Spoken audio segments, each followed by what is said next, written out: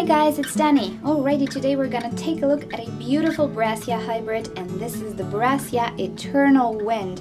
And what a beautiful display I have this year. So I have this orchid for about 2 years now. It has been a reliable bloomer. It blooms once a year for me, usually in the warmest months like spring and summer, and also can go through the fall. But in the summertime, or right in the middle of summer, usually this one is in bloom.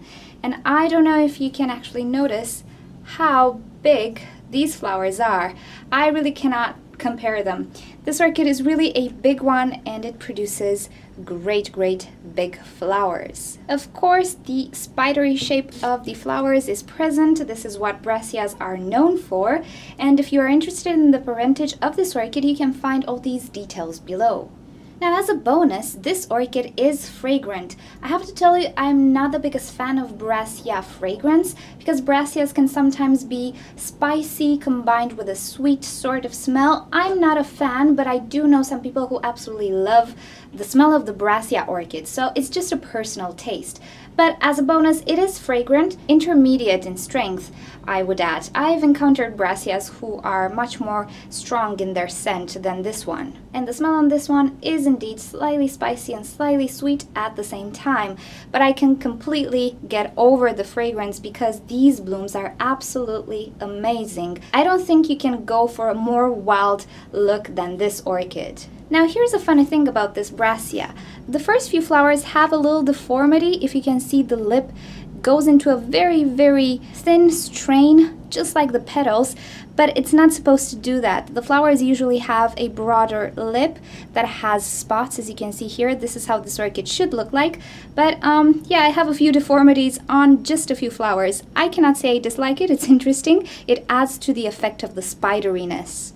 Now, regarding the orchid itself, I have to say this Brassia does not have that crazy tendency to lean over. Of course, the pseudobulbs can lean to one side, but there are some Brassias who simply grow horizontally. This one never gave me troubles. I tried to shape it just a little bit, but it wasn't that much need of shaping, really. And also, as you can see, the pseudobulbs are not that elongated.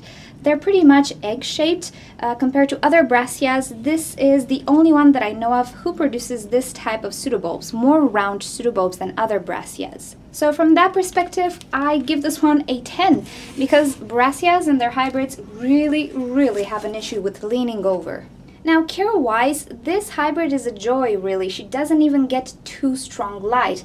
I don't think she gets more than 2 months per year of direct sunshine, and only in the morning. Other than that, she really receives bright diffuse, let's say, but it's nothing like Cattleya light.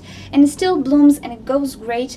I'm not sure if it's a trait with all types of Brassias, but this particular one can handle intermediate to bright light conditions and can still bloom beautifully. Her only downside is that she is thirsty, really thirsty. The bigger the orchid, of course, the more the need for water.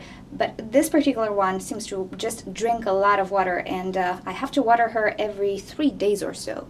Now, I do have a care video for Brassias. You can find the link on the left side of your screen. If you click right now, you'll be directed to a care tutorial for Brassia orchids. I have also created the identification sheet for this particular hybrid on orchidnature.com.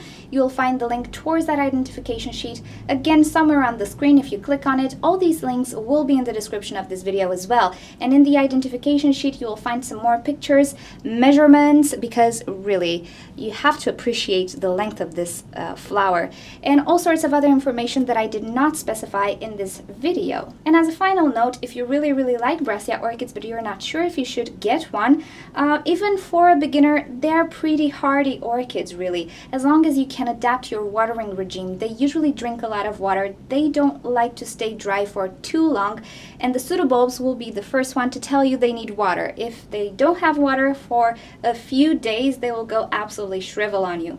The good thing is they plump back up if they have roots to absorb the water, so that should be fine. But other than that, I really think they're hardy, and they can tolerate less than ideal conditions conditions. As you might know, I do not fuss with humidity. My humidity stays at about 50 and 60% in my good days, and she's just fine, really. I don't think you'll have any trouble if you have humidity from around 40%, 50% or so. Okay, thank you for watching. If you've enjoyed this video, then please give it a thumbs up and maybe share it with your orchid friends.